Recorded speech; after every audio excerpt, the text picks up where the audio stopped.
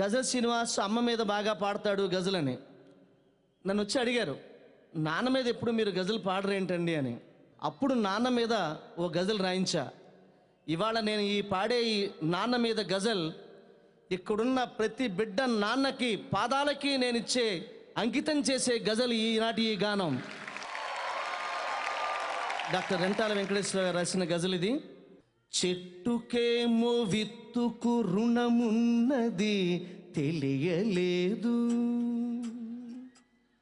ఈ చెట్టుకేమో విత్తుకు రుణమున్నది తెలియలేదు, నాకేమో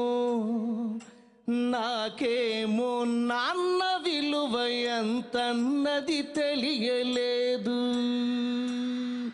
ఇప్పటికీ తెలియలేదు నాకు. నాన్న నాకు చొక్కా తొడగడమే తెలిసింది గాని, నాన్న చొక్కా తొడుగుతుంటే చొక్కా తొడుగుతున్నాళ్లే అనుకున్నాను చిన్నప్పుడు నేను. కానీ నాన్న మనసులో ఏముందో తెలుసా? నాన్న నాకు చొక్కా తొడగడమే తెలిసింది గాని, కనిపించని కవచం ఒకటి కడుతున్నది తెలియలేదు. చెట్టుకేమో విత్తుకు రుణమున్నది తెలియలేదు.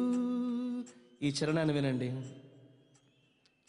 ముద్దులాడి నన్ను పైకి ఎగరేయుట తెలుసుగాని, అన్నయ్య మోహన్ బాబు గారు, చిరంజీవి గారు, ముద్దులాడి నిన్ను పైకి ఎగరేయుట తెలుసుగాని, తనకన్నా ఎత్తున నిలబెడుతున్నది తెలియలేదు. చెట్టుకేమో విత్తుకు రుణమున్నది తెలియలేదు. చేయి పట్టి నాన్న నన్ను నడిపించుట తెలుసుగాని, నాన్న చిన్నప్పుడు నడక నేర్పిస్తున్నాడేమో అనుకున్నాను నేను. కానీ నాన్న మనసులో ఏముందో తెలుసా?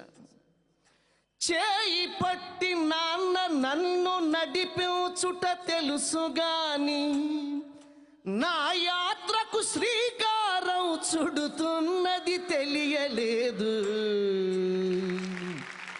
డాక్టర్ రెంటాల గారు రాసిన గజల్ ఇది.